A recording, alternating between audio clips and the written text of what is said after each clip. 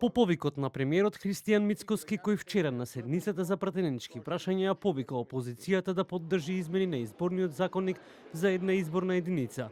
Денеска лидерот на Социјалдемократскиот сојуз Венко Филипче изјави дека се подготвени да разговараат за предлогот, но дека за ваквиот предлог треба да се разговара со сите политички партии. Не е само прашањето на една изборна единица, тука е и прашањето на цензусот, понатаму прашањето на отворените листи, но јас сум спремен за разговор. Денеска 7 граѓански иницијативи поднесоа барање до Собранието и до Министерството за правда да се направат итни измени на изборниот законник. Велат, оставена е правна празнина откако Уставен суд ги укина членовите 17 и 18 од измените во изборниот законник. Ние бараме со 50 на подписи да може да се настапи на кандидатска листа, за да го овозможиме брзо донесување на изборниот законник и за да се направи можност и во помалите, но и во големите. Замислете 1% во рурална општина, дисперзирана, многу населени места, а само едно место на Државна изборна комисија.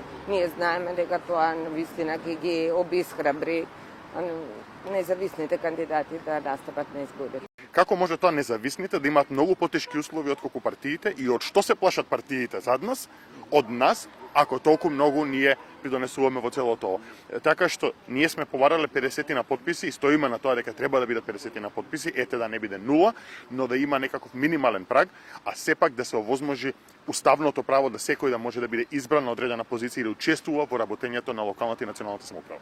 Граѓанските иницијативи бараат Министерството за правда и Собранието да ги вклучат и независните кандидати во работната група која ќе ги формулира одредбите за измена и дополнување на изборниот законник.